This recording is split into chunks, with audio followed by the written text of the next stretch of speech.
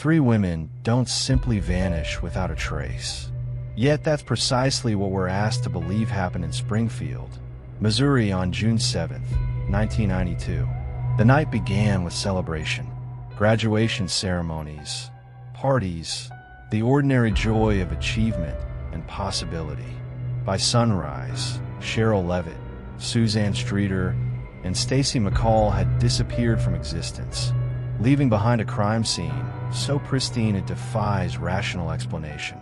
What force could remove three capable women from a locked home without leaving a single meaningful clue?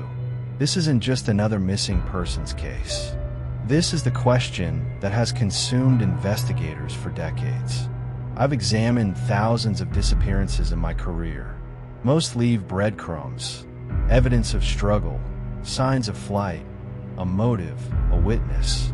The Springfield three left only absence. 3 vehicles parked outside, 3 purses sitting untouched, 3 lives suspended in mid-breath. The scene at 1717 East Elmar Street presented a perfect paradox. The women's personal belongings remained undisturbed. Cosmetics, jewelry, clothing, money. Their car sat in the driveway. Even the family dog was still inside the house. Nothing of value was taken, yet everything of value is gone. Most telling was what investigators didn't find. No signs of forced entry, no evidence of struggle, no blood, no indication of how one person, or several, could subdue 3 women without leaving a trace of the encounter. The broken porch light, with glass methodically swept into a neat pile, stands as perhaps the only evidence of irregularity. Why would someone, victim or perpetrator, take time to clean up broken glass during an abduction?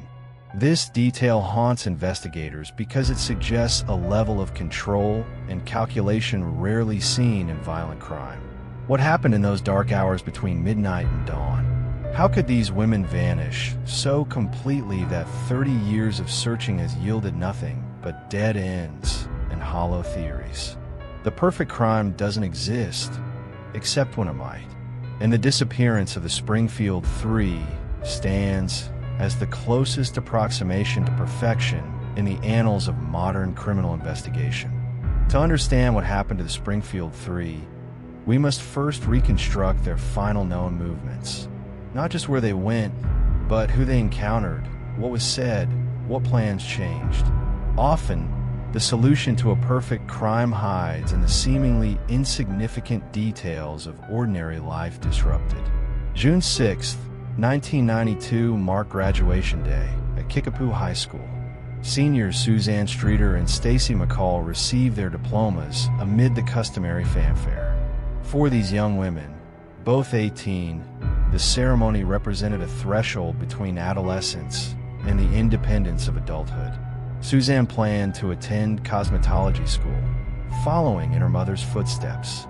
Stacy had secured a volleyball scholarship to Missouri State University. The celebration continued well into the evening as the graduates moved between various parties hosted by classmates. Initially, Stacy and Suzanne planned to spend the night at a friend's home where several other graduates would be staying. A seemingly trivial decision changed everything. The house was overcrowded, so the young women opted instead to go to Suzanne's home on East Elmar Street, where her 47-year-old mother, Sherrill Levitt, would be.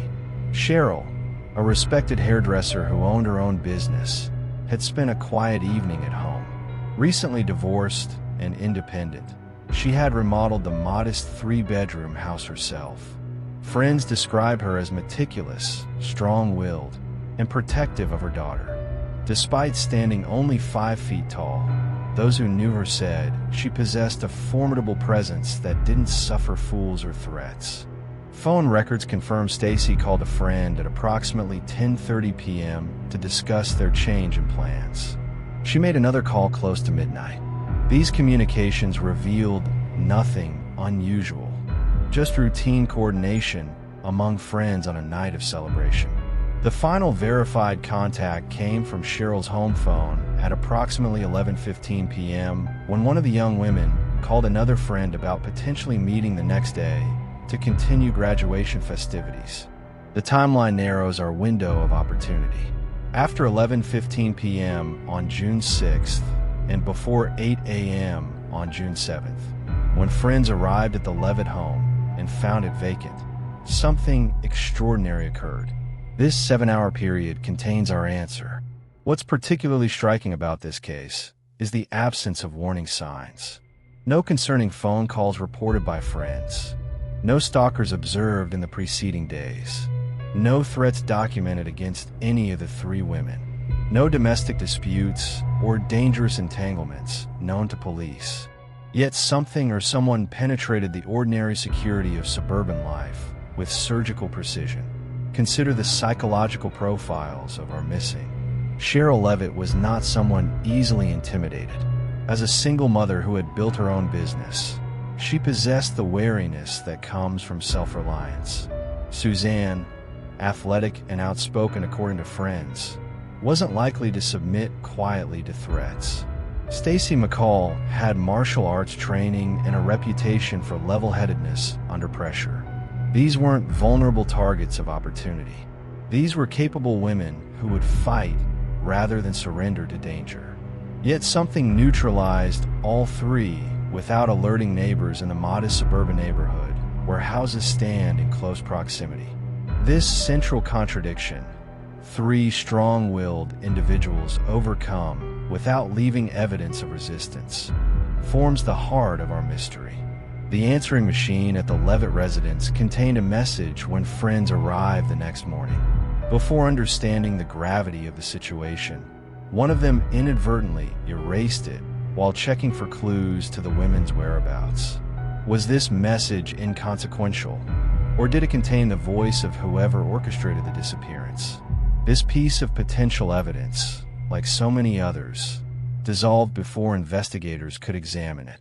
Neighbors reported nothing unusual that night. No screams, no sounds of struggle, no unfamiliar vehicles apart from a green van spotted by a newspaper carrier in the early morning hours. The carrier thought nothing of it at the time, only recalling the detail days later when the disappearance made headlines. The beds in the house appear to have been slept in, suggesting the women may have gone to bed before whatever transpired. Yet personal items typically removed before sleeping, jewelry, watches, contact lenses, remained in place, creating another contradiction. Most home invasions leave chaos in their wake. This scene presented an unsettling orderliness, as if the house itself had been staged to appear normal despite the extraordinary absence at its center. What kind of criminal mind possesses such confidence, such control, such foresight to remove 3 individuals without leaving evidence? This wasn't impulsive. This wasn't opportunistic. This was calculated with a precision that suggests planning, knowledge of the victims, and an understanding of how to defeat conventional investigation. The green van remains one of the few external elements in our equation. Witnessed near the house between 1:30 and 3 a.m., its driver has never been identified. Was this vehicle involved, or simply passing through a neighborhood that would soon become the epicenter of one of America's most baffling mysteries? I've walked the streets of this neighborhood, studied the layout of the Levitt home, examined the sight lines from adjacent properties. Nothing about the physical environment explains how 3 people could be removed without detection. This ordinary house on an ordinary street became the stage for an extraordinary crime that defies conventional explanation.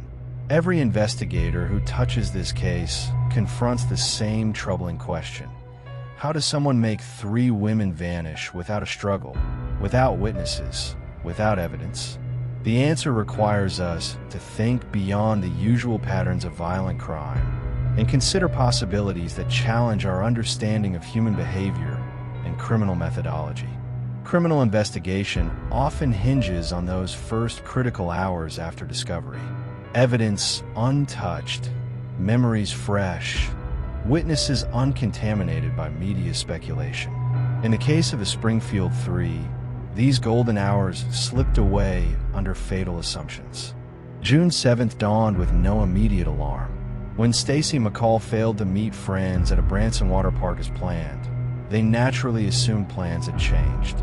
When Sherrill Levitt didn't arrive for her hair salon appointments, colleagues assumed she had fallen ill. It wasn't until midday, when concern mounted among friends, that anyone went to the East Del Mar Street house to check. What they found defies easy explanation. Janelle Kirby and her boyfriend arrived at approximately 8 a.m. The front door was unlocked, unusual but not alarming in early 1990 Springfield. Inside, they encounter a scene both ordinary and unsettling. 3 purses arranged on the floor, clothes folded neatly, the television on a low volume, 3 beds appearing slept in, a half-smoked cigarette in an ashtray, the Yorkie dog, Cinnamon, agitated but unharmed. Most peculiar was the broken porch light. Someone had swept the glass fragments into a neat pile, an act of household fastidiousness jarringly inconsistent with abduction or violence. Kirby and her boyfriend, not yet grasping the situation's gravity, cleaned up the glass themselves, inadvertently destroying potential evidence. They also checked the answering machine, which held a strange message described later as weird and disturbing, though its precise content remains unknown because they deleted it while navigating the machine's functions. Another critical piece of evidence erased before investigators could analyze it. By the time the scene was recognized as a potential crime scene, between 12 and 20 people had walked through the house, contaminating fingerprints, disturbing potential evidence, compromising what might have been microscopic clues to the women's fate. This isn't merely unfortunate timing. It represents our first substantial clue. The scene itself projected such normalcy that even those who knew these women intimately didn't immediately recognize something was catastrophically wrong. The house didn't scream abduction. It whispered mild irregularity. Springfield police initially classified the case as that of missing adults, not a crime scene investigation. Adults have the right to disappear. Without evidence of violence or abduction, protocols limited immediate action. Valuable hours passed before the case's true nature emerged. By evening, alarm had solidified in a certainty that something was deeply wrong. None of the women had contacted family or friends. None had accessed bank accounts.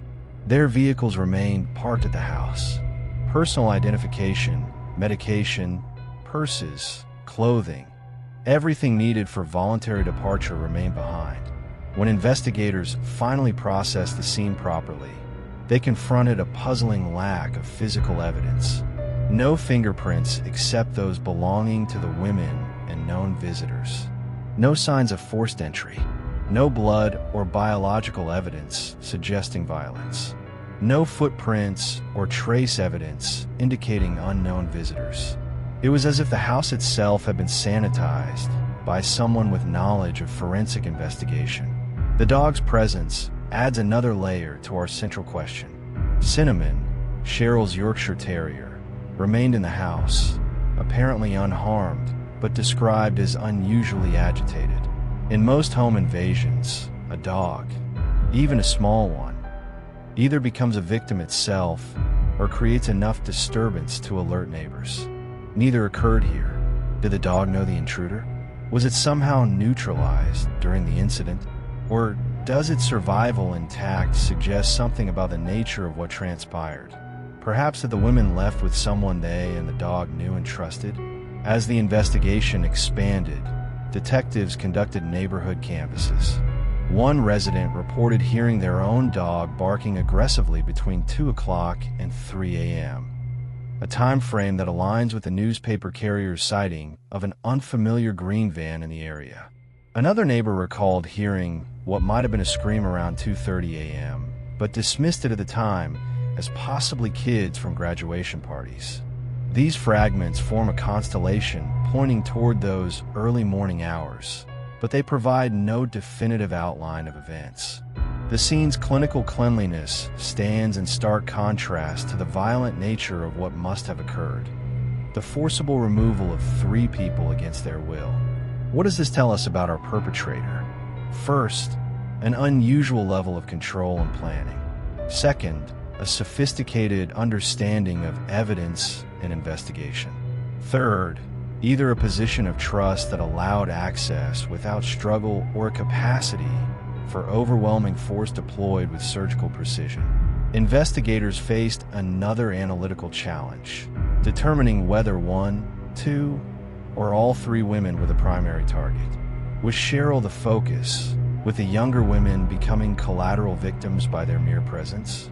Were Stacy and Suzanne targeted together with Sherrill caught in the wrong place? Or was one specific woman the objective, with the others eliminated as witnesses? Each scenario suggests different perpetrator profiles and motives. Each requires different investigational approaches. And with the crime scene compromised and time passing rapidly, investigators had to pursue multiple theories simultaneously. The search expanded beyond the house to include wooded areas, bodies of water, abandoned structures, and construction sites across southwest Missouri.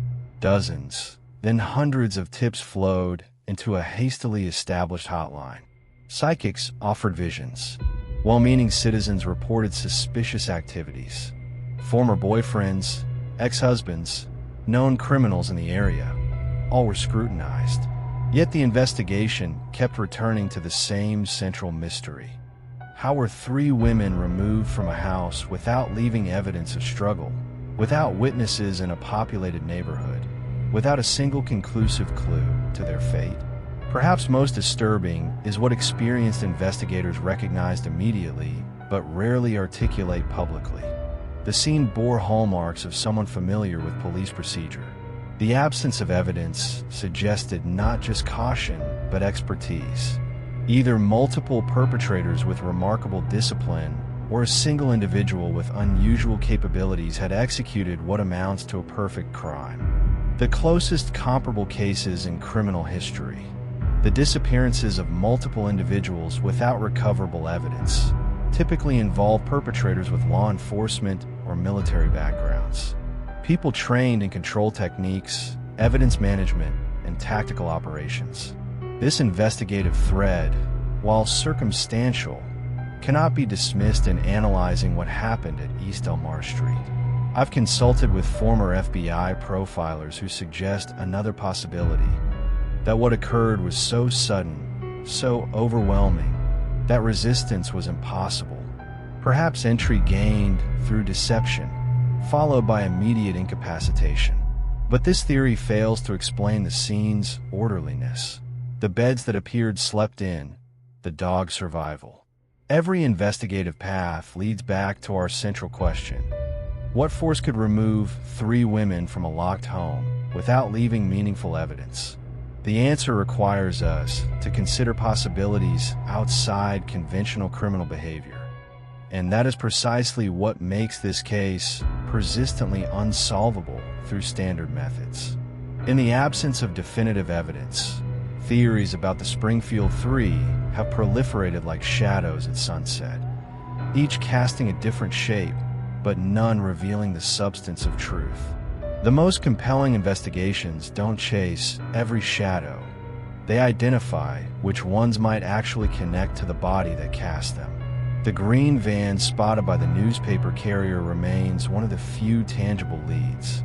Seen between 1:30 and 3 a.m. near the Levitt residence, this vehicle has never been conclusively identified or eliminated from the investigation.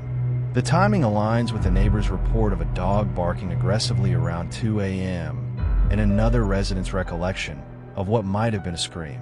This convergence of unusual occurrences within a narrow time frame suggests the abduction likely occurred during these hours. Why a van? The answer seems obvious. Transporting three adult women requires space. But this detail also narrows our perpetrator profile.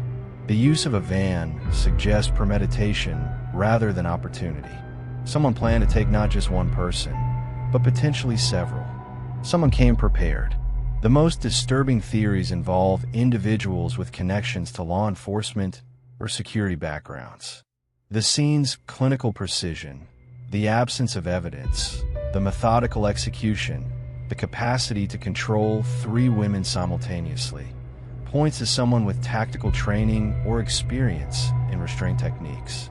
This doesn't necessarily mean an actual officer, but perhaps someone with police academy training, military background, or security experience. Convicted felon Robert Craig Cox injected himself into the investigation with oblique statements suggesting knowledge of the women's fate. A former Army Ranger with a history of violent crime against women, Cox lived in Springfield at the time of the disappearances and left town shortly after. When questioned years later, he allegedly told investigators the women were dead and would never be found. Cox has alternatively provided alibis and hinted at involvement, a pattern of behavior that either indicates actual knowledge or the manipulative tendencies of a psychopath seeking attention. His statements led to one of the most persistent theories, that the women are buried beneath the foundation of the Cox Hospital parking garage, which was under construction in June 1992. The timing works. Concrete was poured within days of the disappearance. The location would provide both opportunity and permanent concealment. Ground-penetrating radar examinations in 2007 identified anomalies consistent with human remains, but authorities deemed excavation too costly and disruptive without more definitive evidence. This theory satisfies our central question. Bodies encased in concrete would indeed disappear without trace, but it requires either involvement from construction workers or exceptional boldness for the perpetrator to dispose of 3 bodies at an active construction site. A darker theory emerged through confidential informants in Springfield's criminal underground. Multiple sources suggested the women inadvertently witnessed drug activity and were killed to eliminate potential testimony. This theory gains credibility from the presence of methamphetamine manufacturing in the area during that period and the disappearance of other witnesses in separate drug cases. But it fails to explain the scene's orderliness.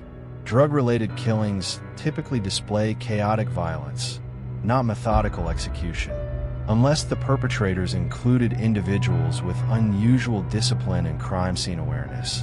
This theory doesn't fully align with the evidence. The investigation also explored connections to Sherrill's personal life. Recently divorced, she had begun dating again. Did someone in her orbit develop an obsession? Did an estranged connection from her past resurface? Several men associated with Sherrill were questioned extensively, but none provided the investigative breakthrough needed. Similarly, Suzanne's recent relationships underwent scrutiny. She had allegedly expressed concern about unwanted attention from an ex-boyfriend. Was this ordinary post-breakup tension or something more sinister? Despite exhaustive investigation, no conclusive evidence emerged linking any romantic interest to the disappearance. Perhaps most perplexing is the absence of remains.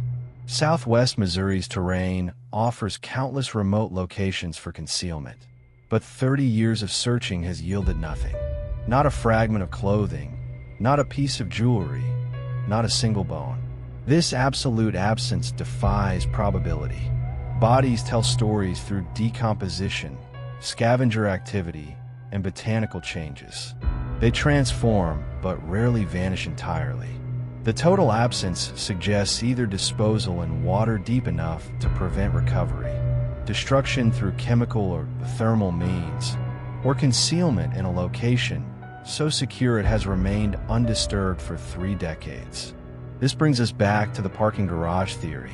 Concrete entombment would indeed explain the perfect disappearance, but it also requires a level of planning and execution that narrows our perpetrator profile considerably. Not everyone possesses the knowledge or resources to permanently dispose of 3 bodies. Another theory involves mistaken identity or target. Was someone else the intended victim, with the Springfield 3 taken by mistake? This seems implausible given the specificity of the location, but it cannot be entirely dismissed. Criminal history includes numerous cases where perpetrators targeted the wrong residents with tragic results. What about a professional hit? The scene's cleanliness suggests expertise consistent with contract killing. But professional hits typically target specific individuals for specific reasons: financial gain, elimination of witnesses, personal revenge. They rarely involve multiple victims unless specifically contracted, and they almost never involve abduction rather than on-site execution. The absence of ransom demands eliminates traditional kidnapping motives. No one contacted family members seeking payment. No one leveraged the women's disappearance for financial gain. This wasn't about money. What remains is perhaps the most disturbing possibility: that the women were taken by someone driven by psychological compulsion rather than rational criminal motivation. Someone whose purpose involved the women themselves rather than secondary gain. Serial offenders often evolve in methodology. They learn from mistakes. They refine techniques. The clinical precision of this crime suggests someone with experience, not necessarily in abduction, but in controlling situations, managing evidence, and executing complex plans. This leads us to a troubling question. Were there other victims before the Springfield 3? Are there victims after? The signature aspects of this crime: multiple victims taken simultaneously, absence of evidence, complete disappearance of remains, haven't been conclusively linked to other cases. But absence of evidence isn't evidence of absence. I've examined missing persons cases across the Midwest from this period. None perfectly match the Springfield 3's profile, but several share elements: middle-aged women and younger female companions, disappearances without substantial evidence, cases that remain unsolved. The pattern isn't definitive, but warrants deeper analysis. What makes this case uniquely challenging is that our perpetrator appears to understand not just how to commit a crime, but how to defeat an investigation. The absence of evidence isn't accidental, it's intentional. The perfect disposal of remains isn't lucky, it's calculated. The scene's orderliness isn't coincidental, it's designed. We're not looking for someone who made mistakes and got lucky. We're looking for someone who anticipated investigative techniques and systematically eliminated evidence. This level of criminal sophistication narrows our field significantly and may explain why traditional investigative methods have failed to resolve the case. Time is both enemy and ally in cases like this. Evidence degrades, memories fade, witnesses die, leads grow cold. Yet time also loosens tongues, weakens resolve, and erodes the walls of silence that protect terrible secrets. 3 decades have passed since Sherrill Levitt, Suzie Streeter, and Stacy McCall vanished from East Delmar Street. In that time, investigators have conducted over 5,000 interviews, analyzed countless tips, and pursued dozens of seemingly promising leads. The case file occupies multiple cabinets in the Springfield Police Department. The reward for information has grown to $100,000. Yet our central question remains unanswered. What does this tell us? Not that the case is unsolvable, but that conventional investigative approaches have reached their limit. The solution requires something beyond standard methodology, either technological advancement, psychological evolution, or pure chance. Consider the advances in forensic science since 1992. DNA analysis has transformed from rudimentary to extraordinarily precise. Digital forensics has emerged as a discipline. Cellular data analysis, unavailable when the women disappeared, now routinely cracks cases previously thought unsolvable. Each technological leap offers new potential to extract meaning from old evidence.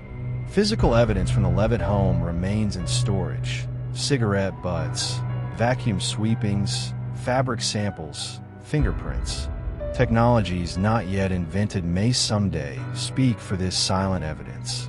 Genetic genealogy has identified perpetrators decades after crimes through DNA their families voluntarily submitted to ancestry databases.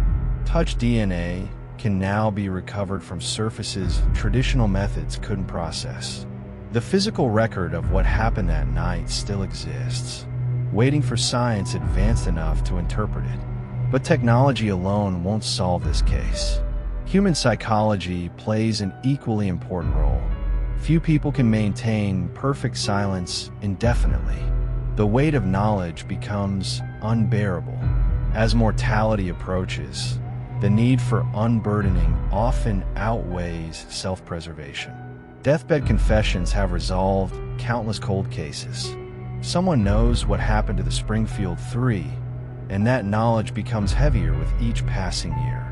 Perhaps our perpetrator confided in someone, a spouse, a friend, a cellmate if they were later incarcerated for other crimes.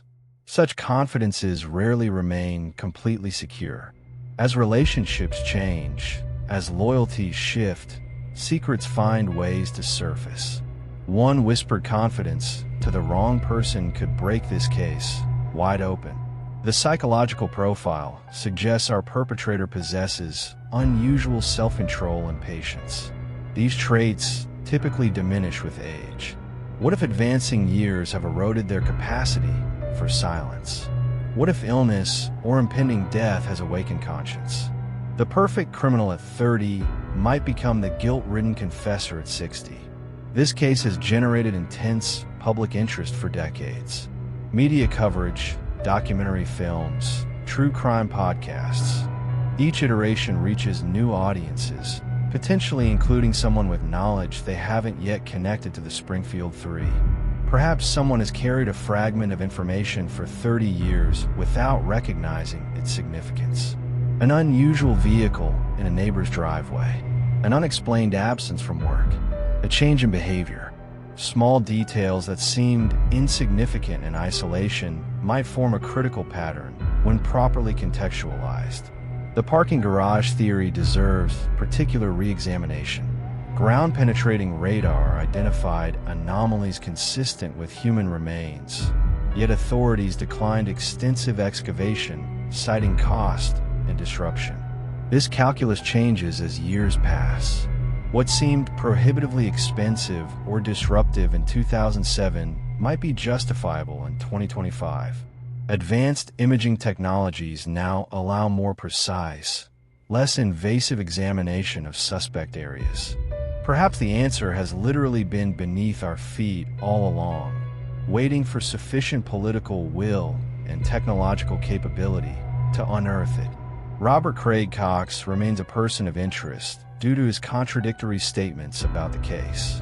Currently incarcerated in Texas for unrelated crimes, his release date approaches within the decade.